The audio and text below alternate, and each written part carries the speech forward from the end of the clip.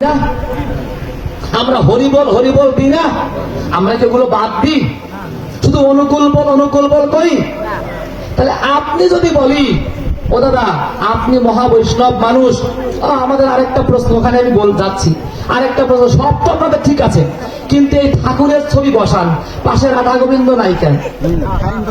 হ্যাঁ, শুধু ঠাকুরের ছবি রাখেন কেন? বলি না এই প্রশ্ন, করি না হ্যাঁ, তাহলে শুধু ঠাকুরের ছবি রাখেন।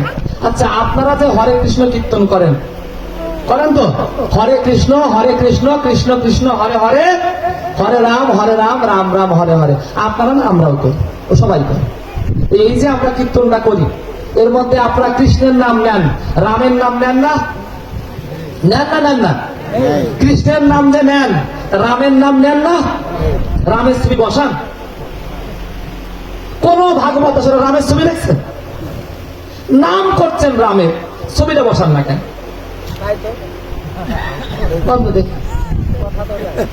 আচ্ছা, হরি হরি, হরে কৃষ্ণ কৃষ্ণ কৃষ্ণ হরে হরে, হরে হরে করছেন, হরির ছবিটা বসান না কেন?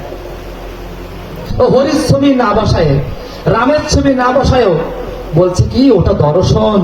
কি দর্শন? ভাগবত দর্শন। মানে আমরা কৃষ্ণের মধ্যে সব পাই।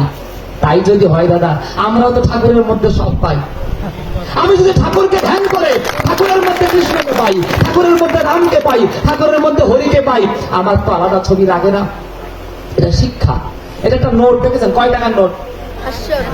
হ্যাঁ, এর মধ্যে 1 টাকা নাই, 2 টাকা নাই, 100 টাকা নাই, 500 টাকা নাই, 200 টাকা নাই, আছে? আমার কি বলা লাগবে? এর মধ্যে 200 আছে, 100 আছে, 1 টাকা আছে, 2 টাকা আছে, 5 টাকা আছে, তাই এটা 500 টাকা। এটা ভাঙালে সব হয়। এই 500 ভাঙালে এর মধ্যে 200 আছে, এর মধ্যে 100 আছে, 50 আছে, 1 টাকা, 2 টাকা, 1 আনা, সিনি সব আছে। আছে না নাই? তাই অনুকূল যদি ভাঙান, একবার অনুকূলের মধ্যে ঢুকে দেখেন, একে ভাঙালে এর মধ্যে কৃষ্ণ আছে, রাম আছে, গৌর আছে, নিতাই আছে, দুনিয়ার যা চান তা আছে, আপনি যা না চান তাও এর মধ্যে আছে। কিন্তু আপনাকে তো এটা ভাঙানো শিখতে হবে। একজন বলছে একটু 500 টাকার নোট ভাঙাই দেন, তা বলছে কয় ভাঙান দেবো? বলছে 5 ভাঙান দেন। তাই 5 ভাঙান দিয়েছে। বলছে কই টাকা তো ভাঙে না। আপনি এইরকম ভাঙালে তো হবে না, ভাঙানোটা শিখতে হয়, তাই গুরু প্রয়োজন হয়। এখন আমরা এরকম ভাঙাই, এরকম ভাঙালে হয় না, ভাঙানোটা শিখতে হবে। আর শিখতে গেলে কি প্রয়োজন হয়? গুরু প্রয়োজন হয়। গুরুর প্রতি ভক্তি।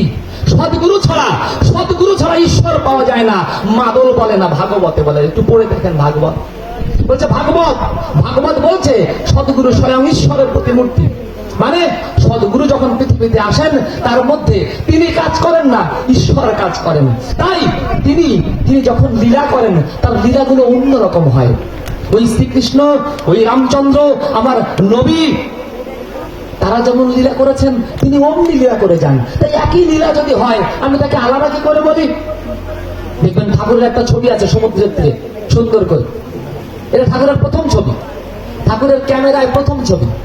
নেতাজি সুভাষচন্দ্র বসুর বাবা মা পুরীতে হরনাথ লজ এখনো আছে, এখনো ওটা সৎসঙ্গে।